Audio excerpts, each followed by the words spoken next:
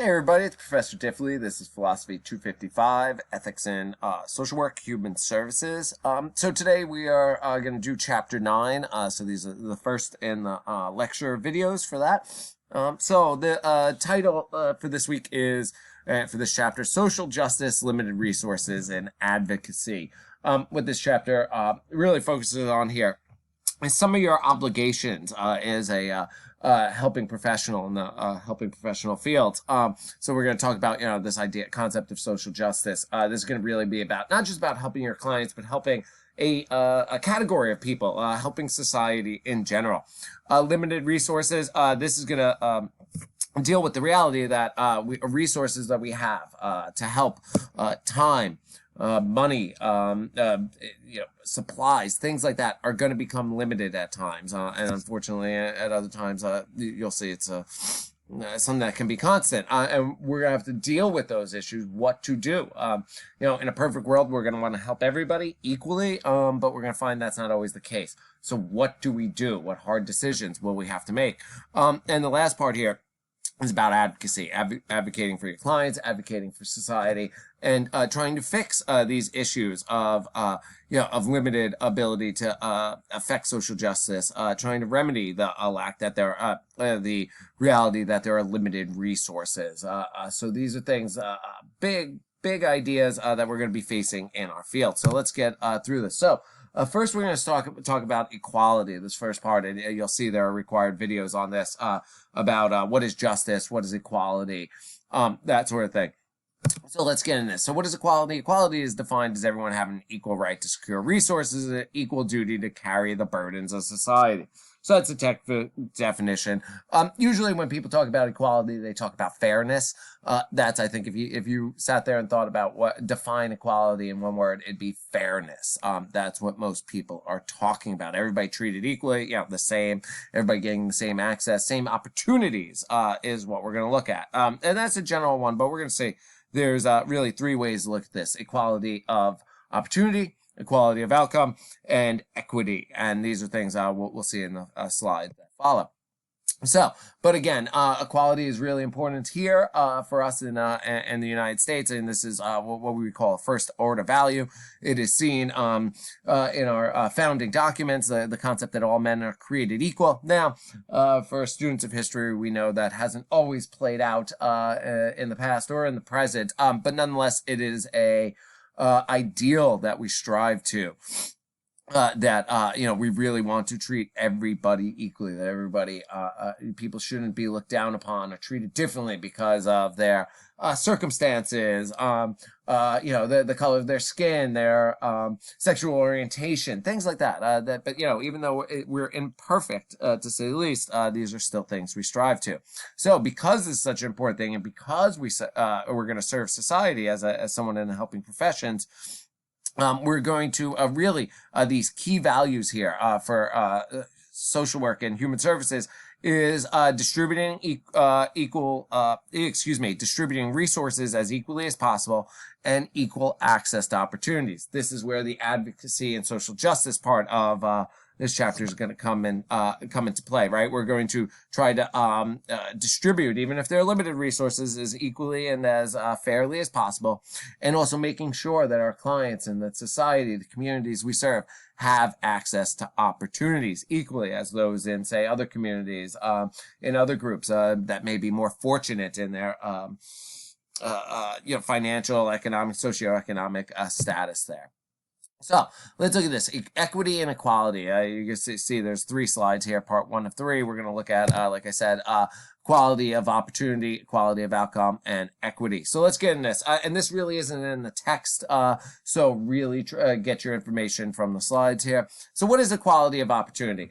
This is the one we really subscribe to most widely in the United States. It's the idea that we're born equal, and we should all have the equal opportunity to move up socially and economically, right? We may have classes, social classes, socioeconomic classes in the society, but the concept is just because you're born in one class doesn't mean you're going to die there. You'll have opportunity to improve, right? So just because you're born poor doesn't mean you have to end your life poor. Now, granted, there are obviously hindrances to this, roadblocks there, but it's the idea that you can try to move up. We have social mobility, that sort of thing. But equality of opportunity is seeks to guarantee that everybody has the opportunity to rise up and better themselves. And what that mean is, access to education, housing, food, that sort of thing. Again, I know what you're thinking. If you look around, that's not exactly the reality of the world, that everybody truly has this equality of opportunity. And that's going to be one of the things you fight for when you're fighting for social justice, as the book describes it and this field describes it. But that's what we're talking about, equality of opportunity.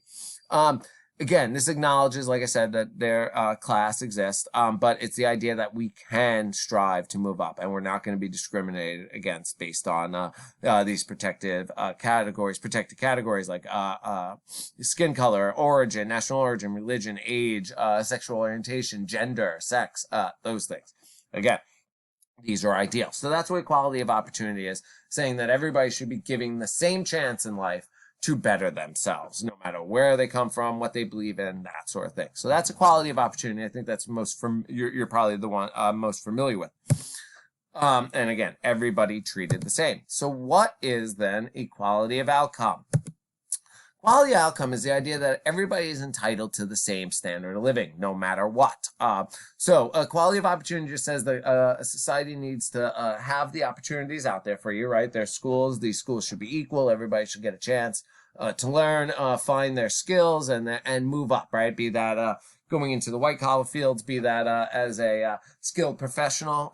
Everybody should have the chance to pursue their own path, right? And to the best of their ability. They have the opportunities to do it. Quality of outcome goes further than that. It says the government should, and society through the government, should ensure that everyone has the same standard of living, no matter what your talents, no matter what your circumstances, what decisions you made in life. It's trying to guarantee a basic. Now, this is different than, say, a welfare, where we're trying to have a social safety net that no one falls to the very bottom. This is different than a minimum wage. This would be more about along the lines of creating a minimum standard of living, like a government a guarantee through either providing jobs or providing a salary, that sort of thing, and make sure everybody is treated the same in the end, at the same outcome. Now, again, no matter whether you succeed or fail, you're guaranteed a certain standard of living. That's what this pushes for. Now, this has most often been associated historically with communist countries. And this even goes a little further than socialism. Socialism, in large part, seeks to provide those social safety nets. A little bit more robust than we have here in the United States. But again, this goes even further. This is most often historically been associated with communism, right? That everybody's going to be the same there in the end. And what this requires is then distribution or redistribution of societal resources or even private resources to ensure this, right? So what this usually means, or how some have described this, is what we're going at here is we're going to take from the richest and give them to everybody else, right? And so that everybody is equalized there. That's the idea. And that's what people are looking for. At least that's what they say people are looking for. Now, of course, this is not without its critiques, and I'm sure you've heard these before. And just think about some of the critiques of the concept that no matter what you do in life, you're going to be guaranteed a certain standard of living.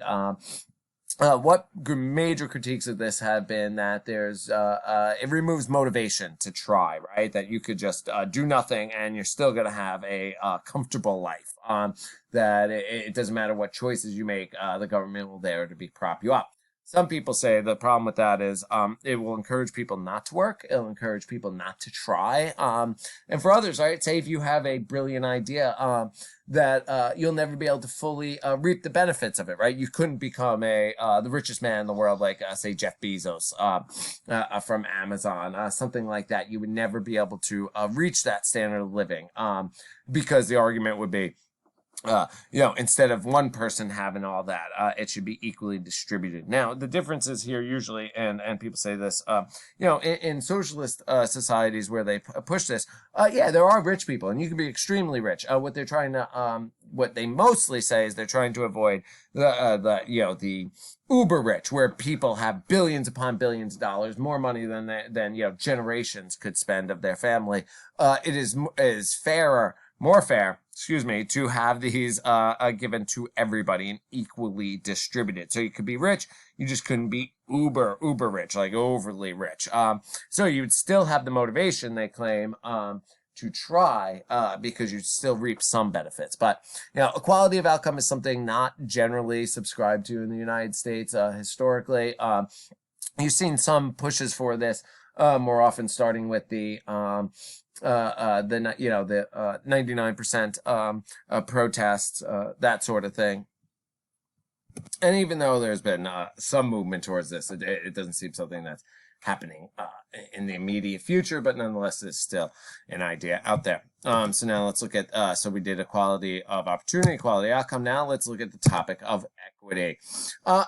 Equity is more related to equality of opportunity, and this is really, there's been a lot of focus on this recently today. So this is argues and recognize that not everybody truly has same opportunity, because there are real material inequalities in the world. So even though we say we want equality of opportunity, it's not always there in reality. So what equity seeks to do then is to remedy that, is to level the playing field in so many words, right? Correct material inequalities to create more equal society. This is that there are some that are more needy than others, more vulnerable, and they should get more resources. So they should get their fair share. And so what do we mean by that is really, again, leveling the playing field. So the argument would be is that people should be given more based on their needs. So that is actually what is fair, right? Some people say fair is everybody getting the same exact amount. Equity argues, no, you're a need. What you get should be based on your need. So, say we're trying to get to, say a level of 100, right? Just of anything, 100%, whatever.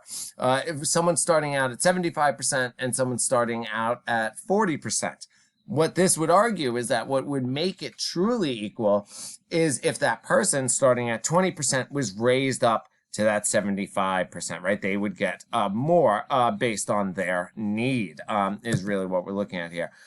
People are equal, but some people need more help than others, right? Now, some people see this, though, as inherently unequal, on the sense that, and these are the critiques, that, again, fairness means everybody treated the same. Equity says, no, we're not going to treat everybody the same, in the sense that we need to recognize that some people are more disadvantaged, and the more disadvantaged you are, the more you're entitled to. It's sort of the lottery of life idea, right? Some people are going to be born, say, in the upper middle class, right? They're going to have lots of opportunity. They're going to have parents who have gone to school. Let's use the college opportunity example there. If you're a first generation college student, the argument is you're sort of at a disadvantage than other families. Why? The other families who have gone through, people who have had parents that have gone to college, they know the system, right? They know how to navigate it. They know, financial aid requirements. They know how to do all that. If you're the first generation college student going in, this is all new to you. You don't have those familial resources to lean back upon, right? And so the argument is, who should get more help then? Well, we should direct that help to the first generation college students to get them on the same level as the person who comes from a family who's experienced college. That would be the argument here, right? Is give them the same chances that the others have there. Now, the critique of this, though, is just because you had a family, let's use this college one, just because your parents necessarily went to college doesn't mean they're necessarily going to give you all that information. They may push you out and say, do it on your own, too.